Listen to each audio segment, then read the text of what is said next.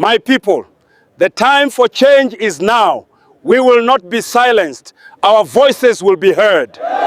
I am Ibrahim Traoré, President of Burkina Faso, and today I stand before Africa not as a ruler, but as a son of this continent. From every corner I hear one cry: justice, dignity, liberty. And that cry is not just a sound, but the heartbeat of an awakening Africa. On this International Day for the Elimination of Violence Against Women, I speak for every mother, sister, and daughter who has been silenced. For the honor of a woman is the honor of a nation. This is not a political address. It is a declaration of war.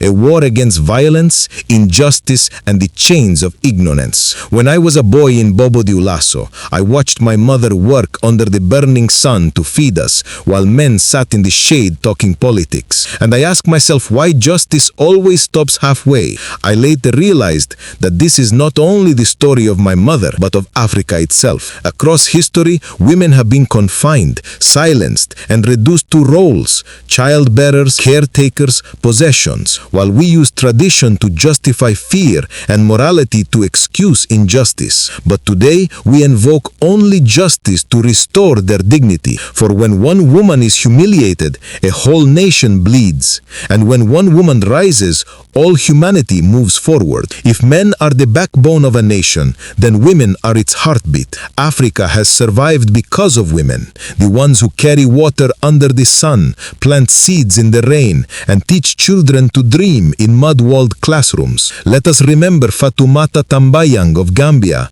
and Ellen Johnson Sirleaf of Liberia, who proved that courage and conviction know no gender. The rise of women does not threaten men, it saves humanity. When a woman is educated, a generation is enlightened. When she works, a family escapes poverty. When she speaks, a nation rediscovers justice. Africa cannot move forward while half its people remain chained to the past. For if women are the soul of life, equality is the breath of freedom. Yet 8 wounds still scar our continent. Female genital mutilation, which is not tradition but a crime. Virginity testing, a humiliation disguised as morality. Child marriage, which steals childhood. Imposed dress codes, where coercion replaces faith. Restrictions on education and work, which cripple progress. Blaming women for men's failures, when accountability belongs to all. Excluding women from leadership, though even in the Prophet's time women led and taught with honor. And violence,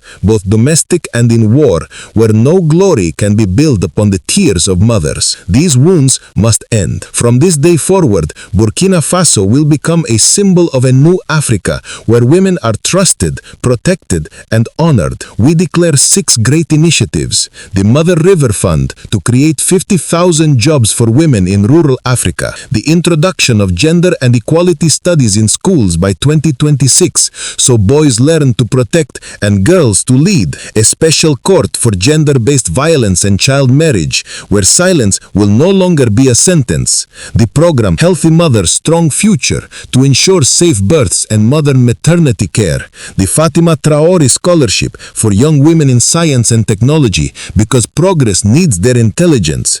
And the Women in Security Training Camp, where women will stand in defense of their nation. We do not ask for aid or promises, only opportunity. Burkina Faso will no longer be known for its deserts and dust, but for its daughters who rise proudly beneath the African sun. For the freedom of a nation begins with the dignity of its women.